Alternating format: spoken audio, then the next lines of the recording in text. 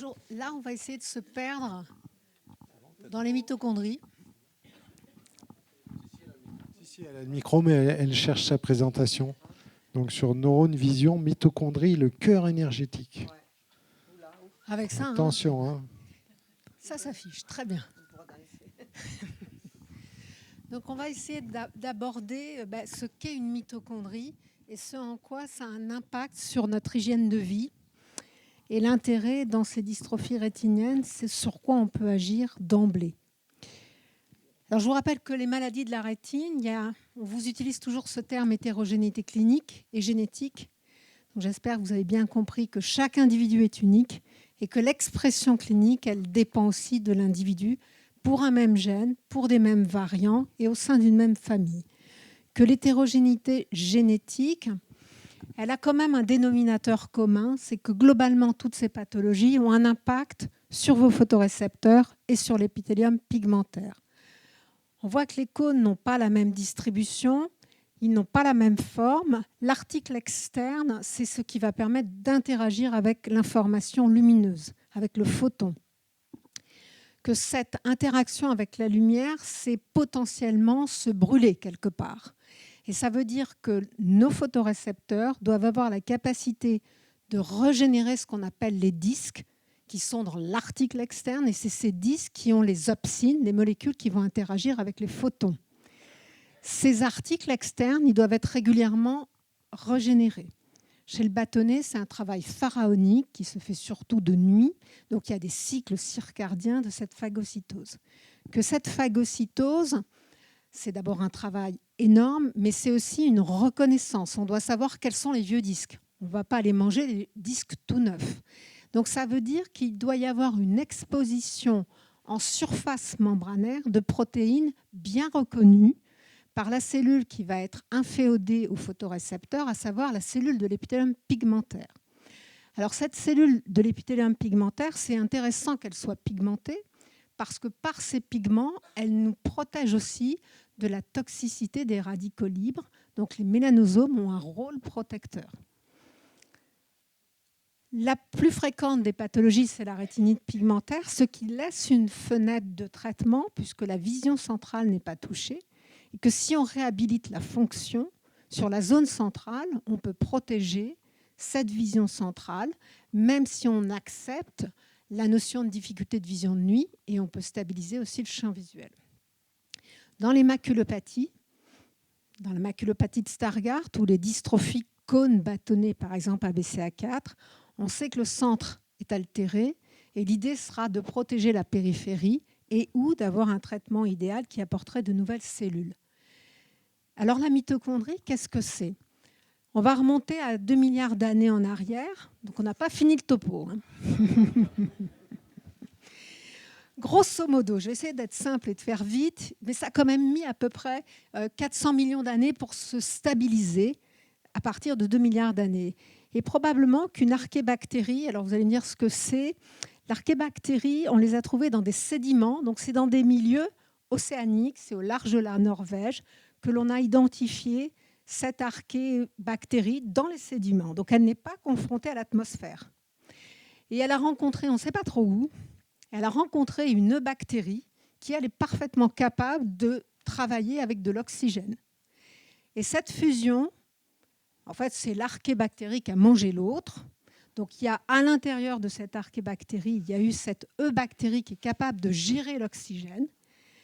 Ça a permis de donner la vie. Et ce qui veut dire que s'il n'y a pas de mitochondrie, il n'y a pas de vie. Et grosso modo, s'il n'y a pas de mitochondrie, vos photorécepteurs ne fonctionnent pas. Et ça a donné naissance aux plantes, aux champignons, aux poissons, aux mammifères et à tout ce qui est eucaryote. Alors qu'est-ce que ça veut dire être eucaryote ? Ça veut dire que nous avons dans toutes nos cellules des mitochondries. Et ces mitochondries, au départ, on disait, pour faire simple, c'est notre source d'énergie.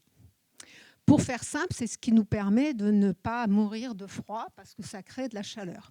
Le ratio, c'est 2 tiers de chaleur, 1 tiers d'énergie disponible pour la cellule.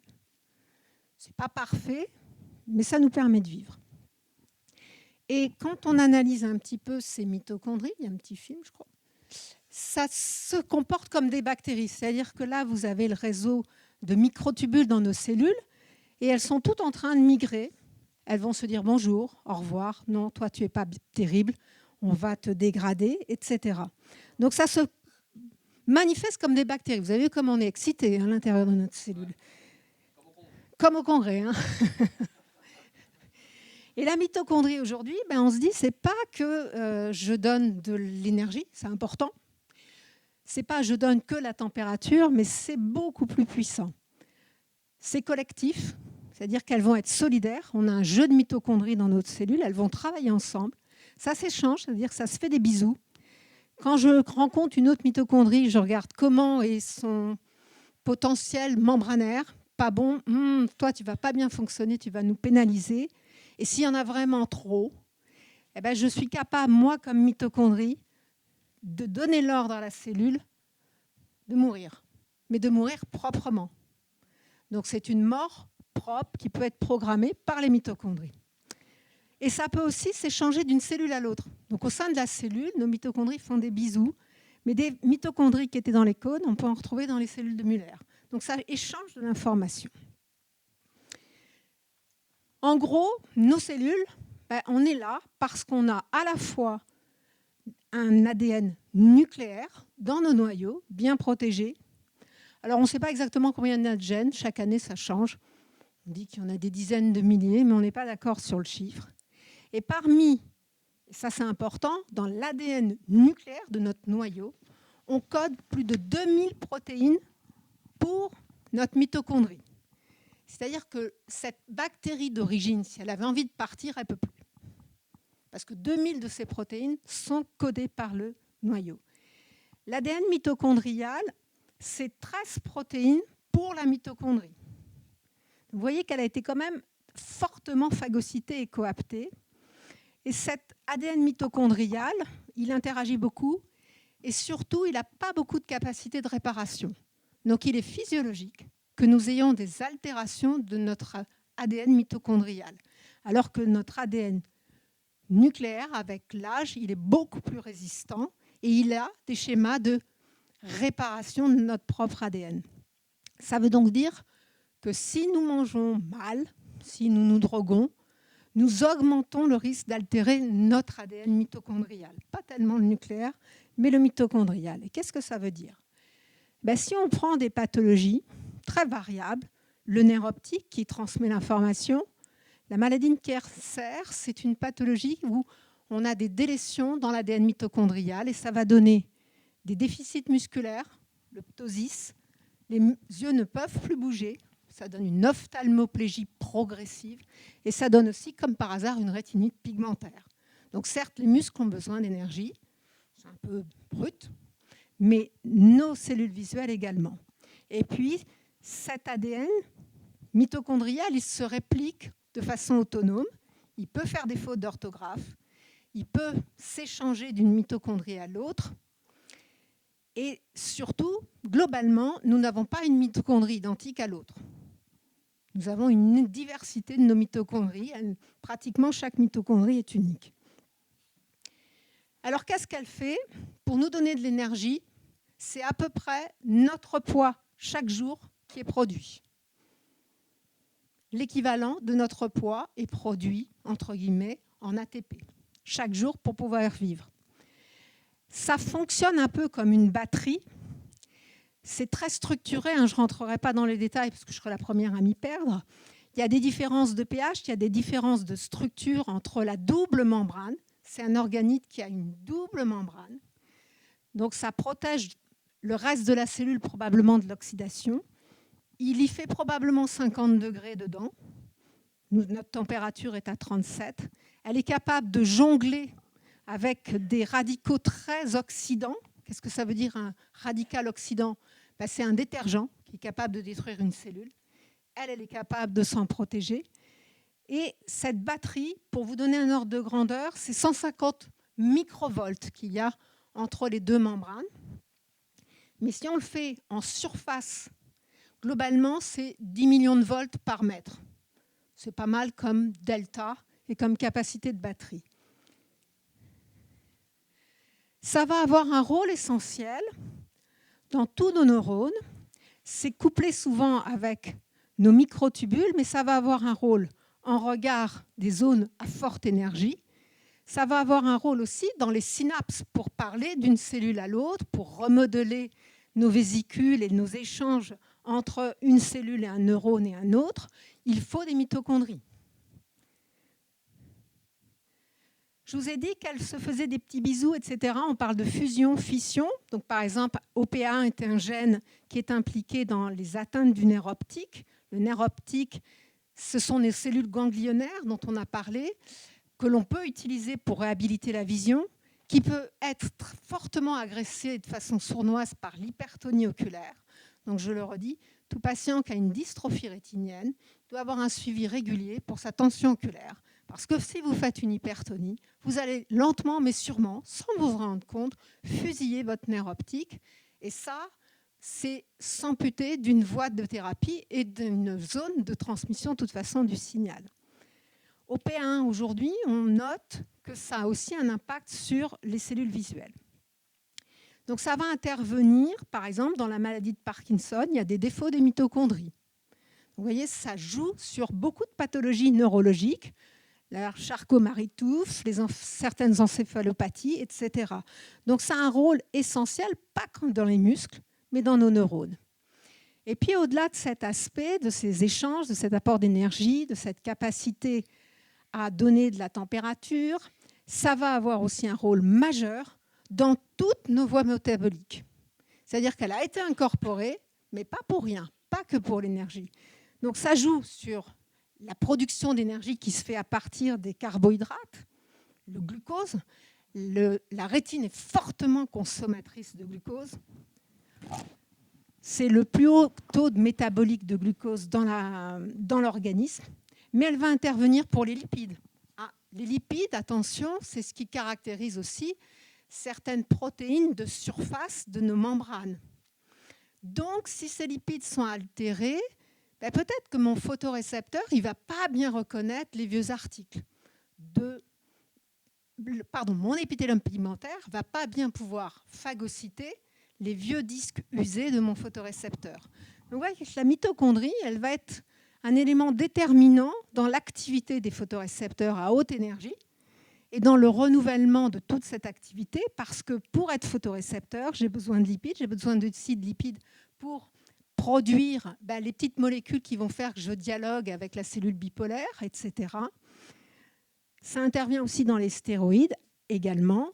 Donc globalement, une plaque beaucoup plus importante. Dans les photorécepteurs, c'est tellement vrai la puissance des mitochondries que quand on vous fait une imagerie en ECT, on voit vos mitochondries. Je plaisante. Oh.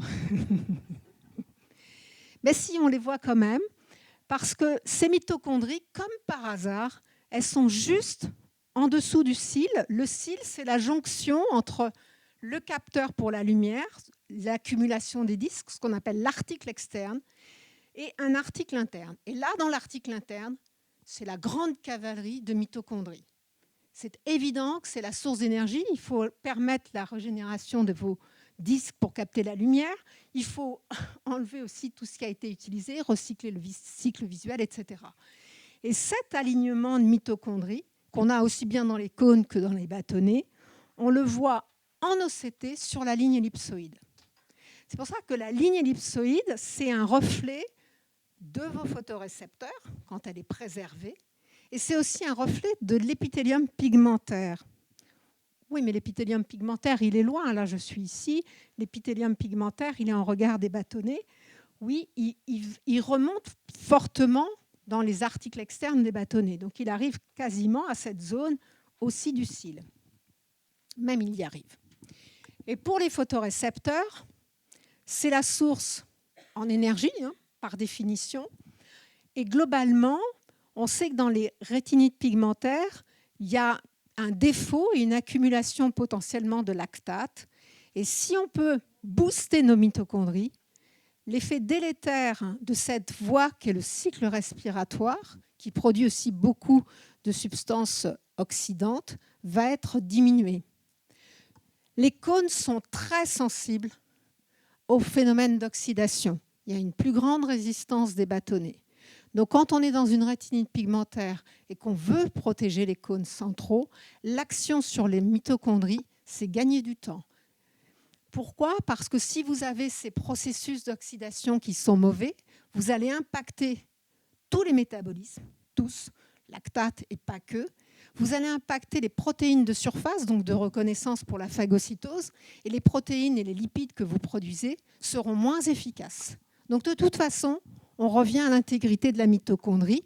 Pour un peu casser ce cercle vicieux, mon photorécepteur dysfonctionne, ma mitochondrie ne peut pas compenser, souffre, elle est confrontée à une mauvaise fabrication de différentes protéines lipides.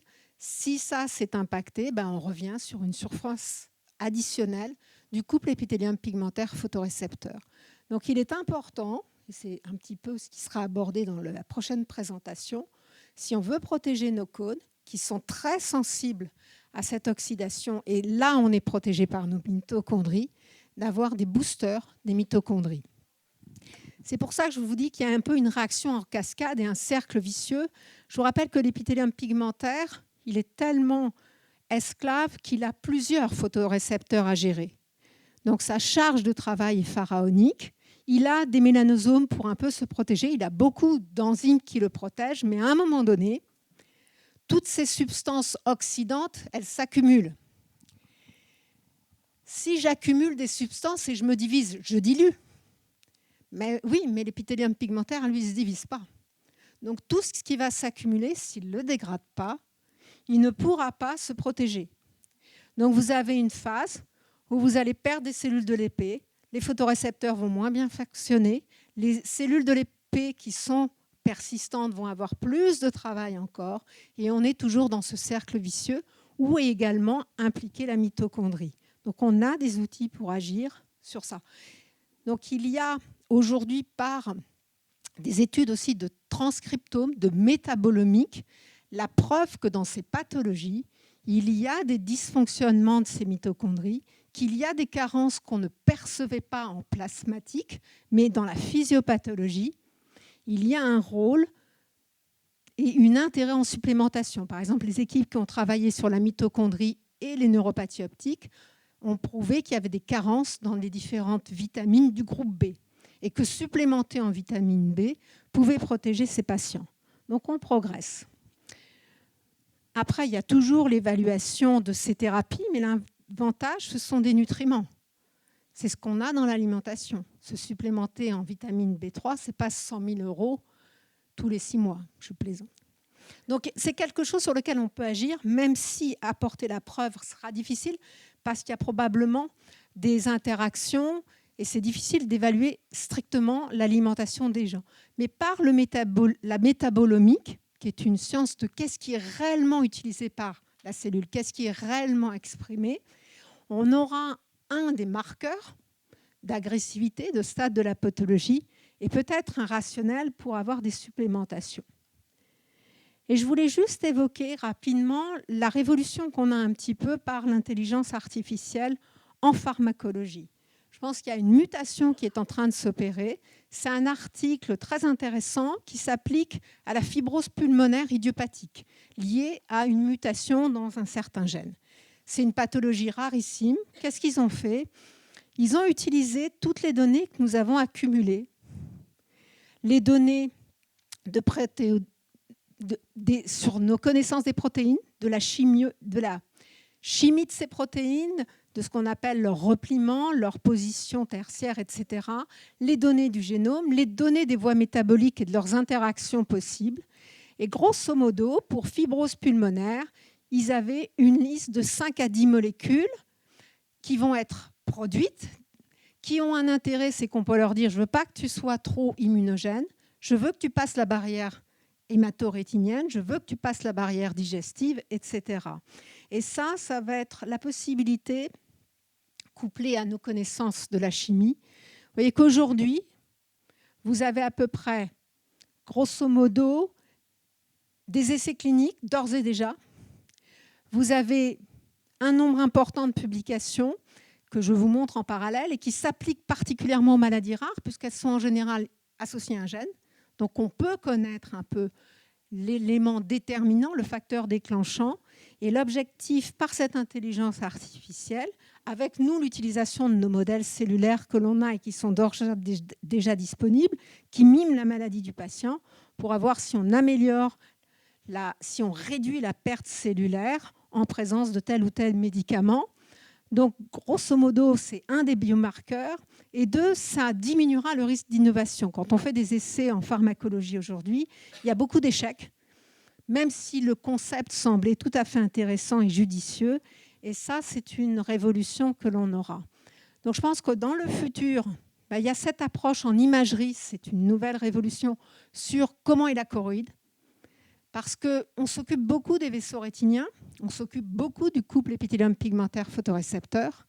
Mais qui est-ce qui alimente le photorécepteur et l'épithélium pigmentaire? Ce n'est pas vos vaisseaux rétiniens, dont le calibre diminue dans les rétinites pigmentaires parce que la demande en oxygène de la rétine interne diminue. Mais la rétine externe, vos photorécepteurs, ils sont alimentés par la choroïde. Et la choroïde, vous ne pouvez pas la réguler. Ce qui veut dire que quand vous avez une rétinite pigmentaire, votre choroïde garde un apport important, notamment dans la zone centrale. C'est là où on a le plus haut débit de l'organisme. Ça veut dire qu'il y a beaucoup d'oxygène qui est apporté sur cette rétine, dont les cônes sont en souffrance. Donc, une ouverture sur la choroïde, ça peut aussi définir quelles sont les fenêtres thérapeutiques pertinentes, notamment dans la choroïdérémie, dire quelle est la fenêtre thérapeutique sans avoir d'idée sur comment est la choroïde. Ça me semble difficile. On a tous les modèles cellulaires humains et on peut traiter vos propres cellules, vous apporter vos propres cellules. Donc, on s'affranchit de drogues immunosuppressives parce qu'il n'y a pas de risque de rejet de greffe dans ce contexte quand c'est vos propres cellules qui sont utilisées, soignées et réimplantées. Ça permet d'avoir une preuve de concept de tous nos traitements, ces modèles cellulaires, ce que fait Vicky. Et on a probablement ce bouleversement de l'IA qui va nous donner la visibilité de choses qu'on pouvait connaître, qu'on pouvait appréhender, mais devant l'immensité des connaissances et de leur évolution sur le génome, arriver à avoir des approches très ciblées et très pertinentes, couplées à ces révolutions de l'imagerie et des outils pour aller corriger nos fautes d'orthographe. Donc oui, on n'avance jamais assez vite pour les patients. Il y a toujours la problématique des essais cliniques, de leur lourdeur, de leur lenteur, mais on est dans une situation de synergie entre tous les centres, ça c'est aussi très important, et dans une situation où on a de plus en plus d'outils pour être actifs, efficaces, pertinents et tout à fait appropriés avec moins de risques. Je vous remercie.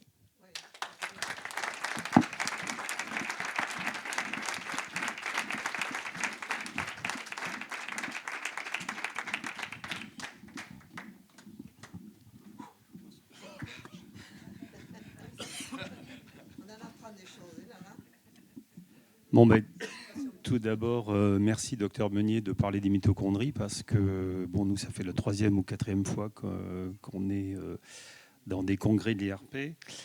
Bon, comme vous le savez, parce qu'on en a déjà discuté, nous, on est en plein dedans, justement. Donc, vous disiez tout à l'heure, il n'y a pas beaucoup de patients, mais en fait, nous, malheureusement, on fait partie des 4 ou 5 cas par an sur le syndrome des mitochondries qui s'appelle le syndrome de NARP. Donc, neuropathie, ataxie, puis rétinique pigmentaire pour finir. Donc, Andrea, puisque c'est de l'ADN mitochondrial maternel, malheureusement, un défaut de frappe d'orthographe là-dessus. Notre gène a quand même été identifié. Là, on a eu de la chance par le professeur Munich, qui était un généticien. Enfin, je pense qu'il y est toujours, mais il doit être un petit peu âgé maintenant. Bref, le gène, c'est le T899G. Je m'en souviens parce que c'est une sacrée saloperie. Excusez-moi l'expression, mais bon.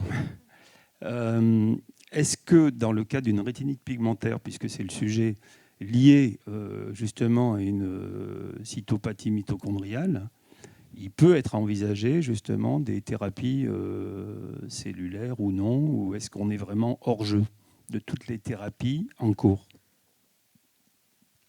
Alors, si on prend un modèle qui est la neuropathie optique de Leber, qui est elle aussi liée à une mutation dans l'ADN mitochondrial, il y a une thérapie génique.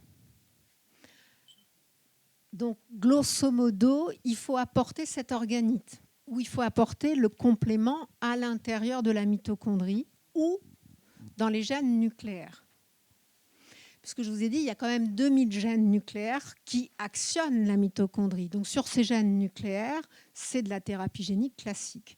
Sur les 13 gènes qui gèrent cette fonction du cycle respiratoire et qui sont strictement dans la mitochondrie, vous avez l'exemple de la neuropathie optique de Leber où on a su apporter la possibilité de corriger. Donc non, on a des outils. Après, c'est vrai quel est le taux d'action sur la mitochondrie qui a une double membrane, qui a une structure quand même différente de la membrane cellulaire et du noyau. Il y a d'autres aspects, mais en tout cas, booster les mitochondries, je vous ai dit qu'il n'y en a pas une seule qui est identique. La grosse problématique des mitochondries, c'est qu'on a a priori, toutes vos mitochondries sont uniques. Elles ont une sensibilité à faire des mutations, mais on ne sait pas quelle est la densité d'un tissu à l'autre. Quand on parle de NARP, il y a des patients qui n'ont pas de neuropathie. Il y a des patients qui n'ont pas d'ataxie. Donc, on l'a décrit historiquement, on lui a attribué des variants, mais aujourd'hui, en fait, on s'intéresse plus au tableau clinique et à l'expression clinique. Et c'est tellement vrai qu'on a des familles pour lesquelles le génome avait été négatif. Je vous rappelle que le génome ne couvre pas bien cet ADN mitochondrial, il s'intéresse à l'ADN nucléaire. Et in fine, c'était des mutations dans l'ADN mitochondrial avec un aspect banal de la rétinite pigmentaire. Et le diagnostic a pu se faire, dans certains cas malheureusement, parce qu'un des enfants a eu un stock issu d'un des ovocytes avec probablement beaucoup de mitochondries altérées. Cet enfant n'a pas survécu au bout de 3 mois. Donc ça va de choses où un enfant ne survit pas à des personnes, par maillage féminin, une mère qui a quasiment rien, une grand-mère qui peut ne rien avoir, parce que justement cet ADN mitochondrial, il est autonome et il se distribue d'un tissu à l'autre comme on veut. Et il y a des capacités aussi d'induire, j'éjecte cette mitochondrie, elle n'a pas un bon potentiel, on va la dégrader. Donc c'est très difficile et c'est vraiment le piège de diagnostic de ces mitochondriopathies. Ça a une telle expression clinique variable d'un individu à l'autre, en dehors du maillage féminin. Il faut l'évoquer dès qu'on a des choses très atypiques qu'on ne comprend pas. C'est un peu ça le message aujourd'hui. Tiens, mon oncle maternel avait telle chose, n'a jamais trouvé. Moi, j'ai telle chose. C'est musculaire pour l'un. Pour vous, c'est plutôt le nerf optique. Pour d'autres, ça sera plutôt la rétine. Et c'est là qu'il faut l'évoquer. Donc, toute la présentation à suivre qui va être comment on peut booster nos mitochondries est importante.